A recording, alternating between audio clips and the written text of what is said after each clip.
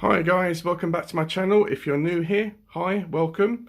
And today I am going to be reviewing The Long Walk by Stephen King, but it was originally published under his pseudonym name of Richard Bachman. This is the second novel that was published under the Richard Bachman name. The first obviously being Rage. I have done a review video of Rage on my channel already. So if you're interested, please check it out. I do want to say that I want to apologise for me not uploading this video yesterday. I know I did say I was going to do it, but yesterday was a very bad time for me. I was in a very bad place. I was very depressed by the current situation as it is, and I was worried about my girlfriend, and I was also worried about my YouTube channel. About progression and all that sort of stuff. Thank you so much for everyone that has commented and I mean on that and shown their support for me and this channel. I really do appreciate it so very much, because being a booktuber is hard work. It really is. Not just figuring out the content, that is the easy part. It's about getting noticed, I suppose, in a way, or your desire about being heard. But anyway, I'm fine now. I'm fine.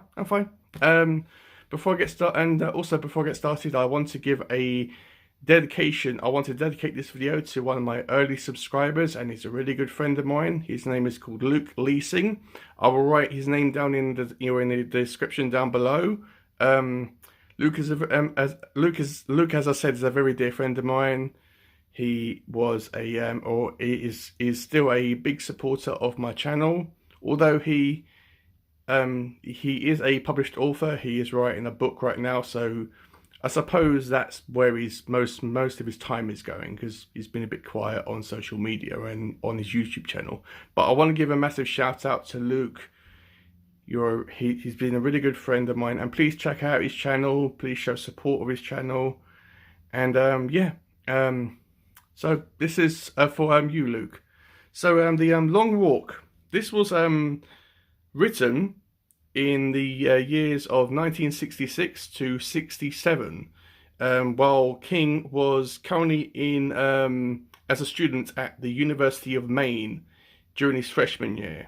So he must have been like a teenager when he wrote this story. It was originally published separately in July of 1979 as a separate novel. You can get it separately, or you can get it in the Bachman books,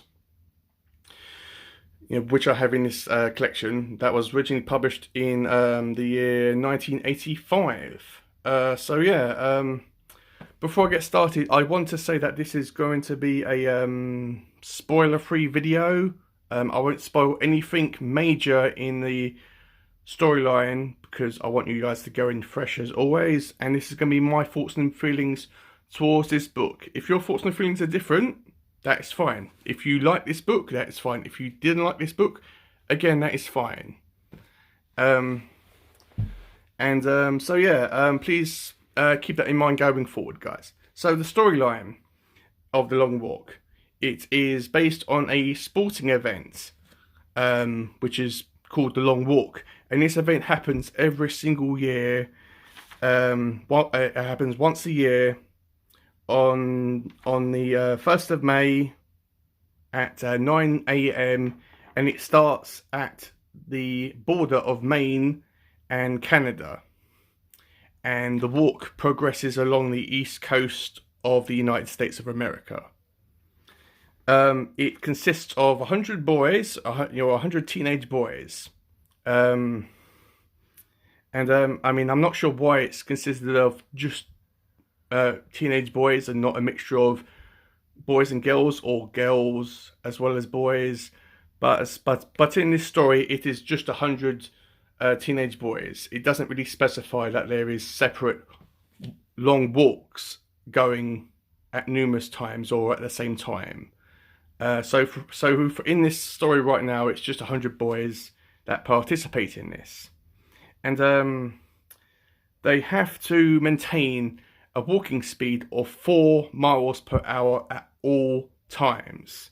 this is essential for them to remember. They can bring anything they want with them. They can wear anything they want. So they can wear any clothes that they want, any jackets, any raincoats that they want to bring.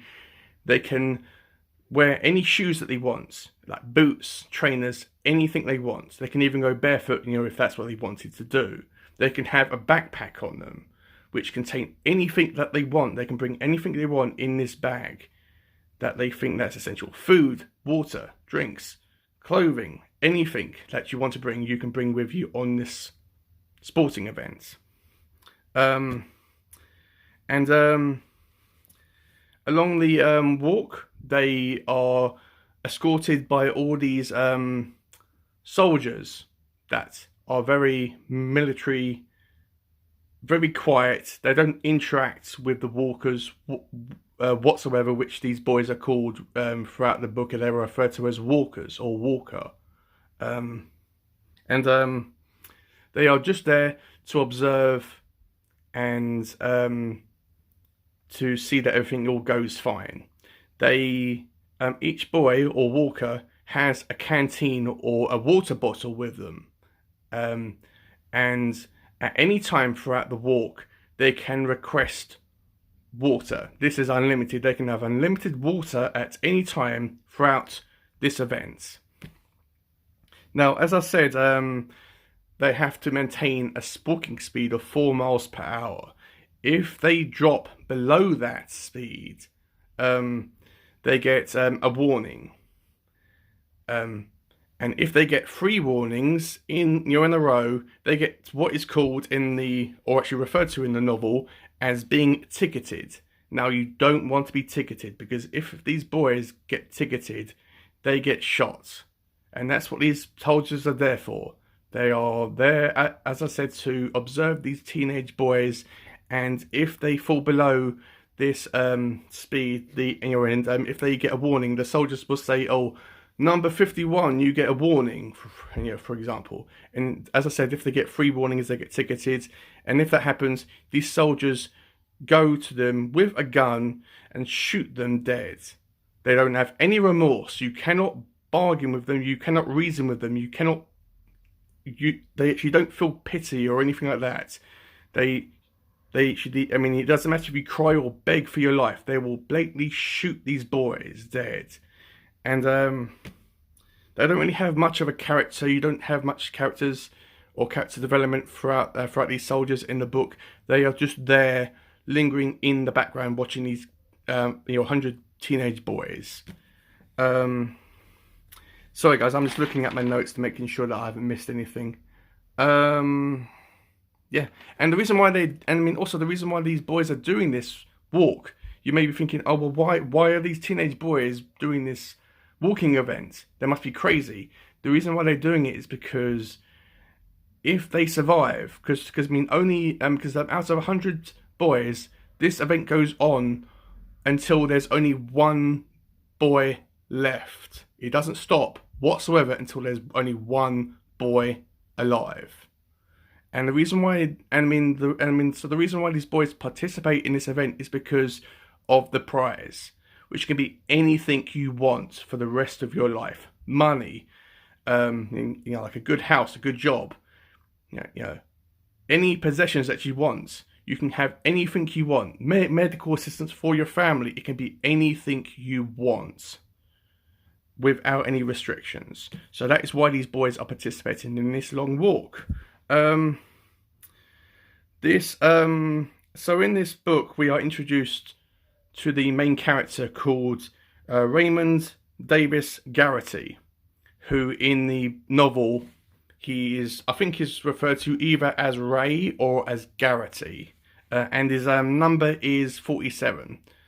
I actually do want to say that because there's 100 boys in this novel, don't be going in thinking, oh my god, I have to remember 100 characters. No, you don't.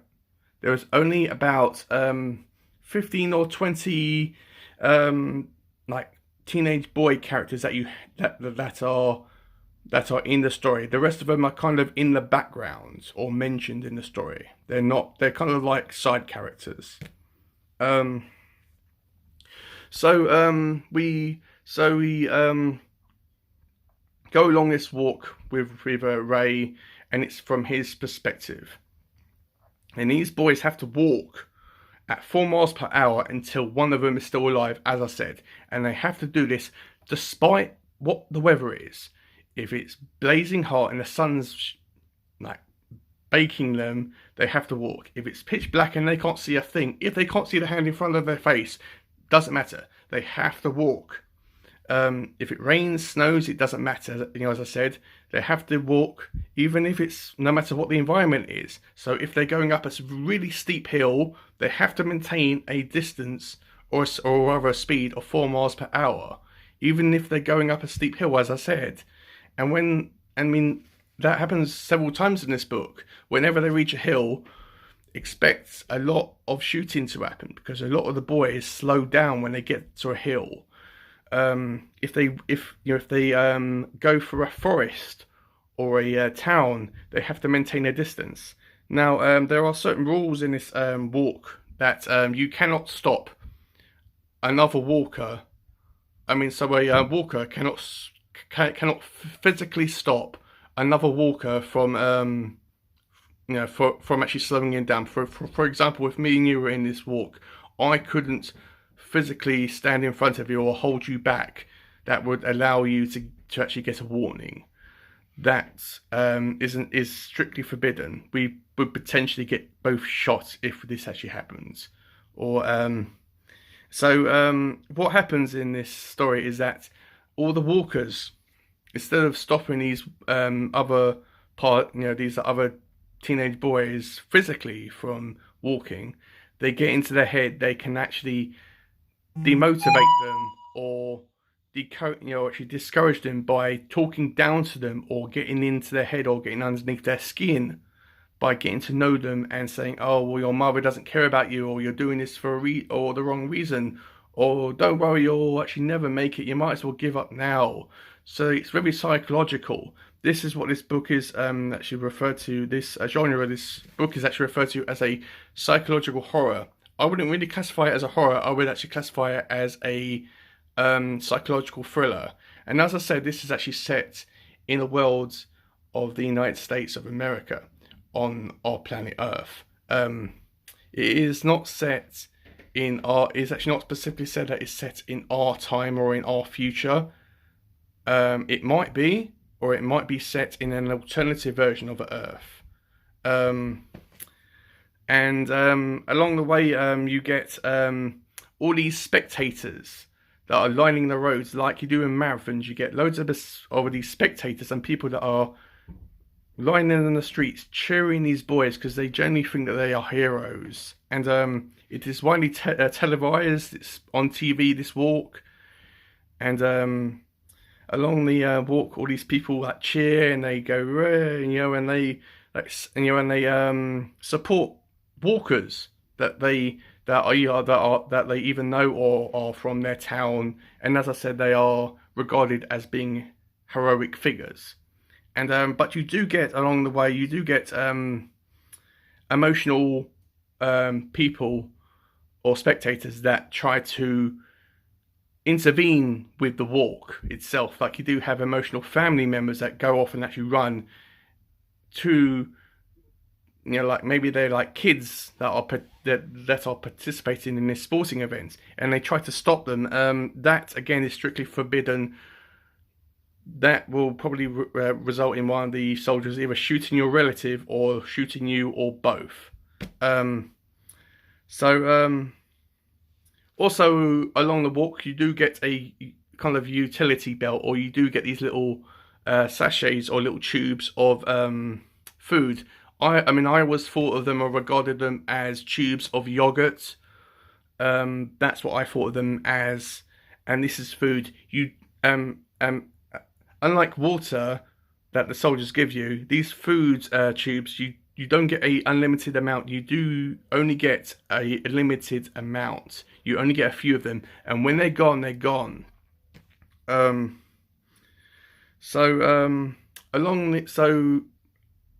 this story, you are introduced to the major, who is kind of kind of the person who maybe I've put the walk together.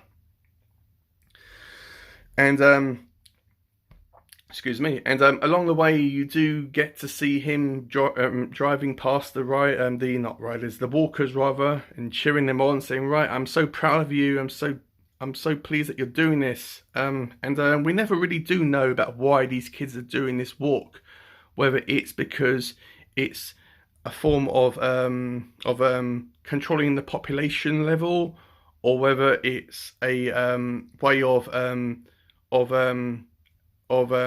finding basically the strongest person, that the fittest, only the fittest survive. So they do this walk maybe because they want to try to have a community or a world where only strong people exist, not just physically but emotionally. Or, I mean, also, which you don't really know about why the walk is just these teenage boys, or why it's just 100. Why isn't it just like 200 or 50 or whatever? Why is it just 100? Is it a nice round number, or what? Or why is it just, as I said, why is it just boys? Why isn't it a mixture of girls and boys, or whether it's, or actually, why isn't it just girls? Or if it's, or if there is separate individual walk events going on at the same time and actually televised on different channels. We don't really know. As I said, in this story, it's only 100 teenage boys. So it's really good. It's a really dark and gritty novel. It's nothing, I mean, it's actually really good. You do feel like you're on this walk with them. In this novel, you do feel like you're there with these walkers and Ray, and you feel like you're on this walk with them. You feel every single step that they take and every single emotion you feel. It's really dark and really powerful hitting. I wouldn't really recommend this for people that are very upset with subjects of this nature in novels or in films. There isn't a film of this, by the way. I am waiting for them to actually make a film of this, which they are doing soon. And whether this is something that you want to read on lockdown or in quarantine, or as the state of the world is now, is completely up to you. I've told you what it's about, but in my own recommendation, I would highly recommend that you read this book. So yeah, so that's what I think about it, really. My likes about it: I like the characters and I like the writing style. And I like the overall story in general. It's really good, and the concept as well. It's really, really cool. What I disliked about the novel is the ending. The ending is very open. Is actually very left wide open. As I said, you are reading this from Ray's perspective. You instantly think, oh, well, Ray's our main character, so he has to be the only one left standing, or left, alive. That isn't really the case. He could be narrating this from, a past life, or he could have died along the walk, and he could have been narrating this from the afterlife. So it's not really necessarily going to be maybe Ray that's going to survive. I don't really want to spoil anything, but yeah. But as I said, the dislike I have, the dislike I have is the ending is kind of wide open, and it could have been more clean cut and straightforward. Seeing right, ending. It's all tied up in the and it all tied up the issues and storylines and all that stuff. But in a way, it's kind of cool that it's left it wide open, the ending, because it leaves you to imagine what happens to the survivor at the end of the novel, or what actually happened to this lone survivor when this walk ended. Obviously, when there's only one boy left standing, he can stop and lie down, and he can stop walking, and the soldiers won't kill him. So yeah, closing thoughts: read this book. It's really, really good. So I would rate The Long Walk by Richard Bachman, aka Stephen King, 4 stars out of 5. So if you like this video, guys, please like, comment and subscribe to my channel. I do loads of other King related content. Next video I'm going to be doing is the Dead Zone. I'm not sure when I'm going to be uploading that, but it's going to be soon. So yeah, so stay safe, stay healthy, and keep reading, and I'll see you in my next video, guys. Bye.